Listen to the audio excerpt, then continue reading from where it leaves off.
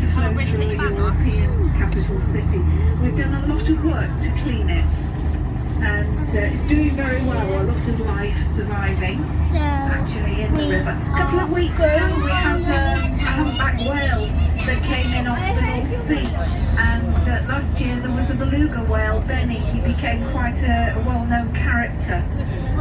Occasionally whales do come in off the sea. Their sonar systems seem to be disturbed occasionally, and they come in on the Thames. So that's not uncommon. Everything is done to refloat them and get them back out to sea again wherever possible. But at this point we're actually travelling in the direction of the river's flow. So if we were to continue in this direction, we'd come by places like Greenwich, the National Maritime Museum, the Royal Observatory on the hill in Greenwich Park, the Cutty Sark, an area with a very, very rich seafaring history, part of London in the southeast. But we're going to make our turn now, and then after Greenwich the river continues and finally empties out into the North Sea. On the Essex coast, and that's where London's port and docks are now concentrated, where the river comes into the North Sea at the Thames estuary. The area that we're facing here is called Wapping, and again this is another part of town that has a very rich maritime history. This is all part of the docks complex, or the old docks. This is where the docks grew, and by the 17th and 18th centuries, and certainly throughout the reign of Queen Victoria, this stretch of the Thames and farther east, so behind us now, was part of the biggest and the busiest complex of dock facilities in the world. Anything and everything was taken out and brought in this way along the river. A lot of manufacturing then here in London, so everything from pianos to plums, anything you can think of would be taken from here out by the river. And food and commodities, spices were brought into London. You may be able to hear. Thank you. And into the docks here. So as you can imagine, it was much busier than we see it today. As we go back under the bridge, under Tower Bridge, which we've driven over, over to the right there, you might be able to see the white tiled entrance under the bridge into a Victorian mortuary known as Dead Man's Corner. This is where bodies would be stored when they were fished out of the river in the 19th century until they could be buried and identified. It's so cool.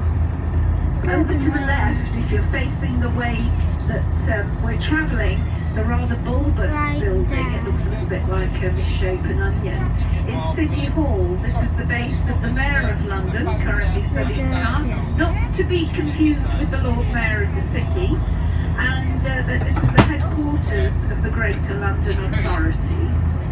So that's London's City Hall, and of course to the right we have the complex of buildings that makes up the fortress of the Tower of London. Entry to the Traitors' Gate, you can see there, indicated on the river wall. That's where prisoners of Henry VIII particularly would be brought into the Tower, having been transported along the river from their trials at Westminster Hall. If they'd been sentenced to death, to execution, the beefeater, the yeoman warder accompanying them, would have the axe facing the prisoner. If they'd been found not guilty, which was very rare, the axe would be facing away from them. So everybody would know that this was a condemned person, or not condemned, as the case may be. On our left-hand side, anchored by the South Bank, we have a warship, a World War II warship. This is HMS Belfast, built at the Harland and Wolff shipyard in Belfast, the capital of Northern Ireland, and launched into service on St Patrick's Day of 1938. HMS Belfast saw active service at sea throughout the Second World War and was also involved in the Normandy landings in the spring and summer of of 1944. And there is Today she's a museum, part of the Imperial War Museum, depicting life at sea at peacetime and in war. On the left we've got another view of Higgs Galleria that we drove past with Abdul. So one of the original warehouses where all these stocks as consignments of food and commodities brought in to the docks and the port would be put into store. London's larder, it was called. On our right, the yellow stone building with the arches on the north bank is or was Billingsgate Fish Market. You can see the fish on the roof, the weather vanes. Today, Billingsgate Market has been moved farther east to larger purpose-built premises, but there, every morning before dawn, thousands of tons of fresh fish would be taken off ships that had come into the port of London. Here we're coming by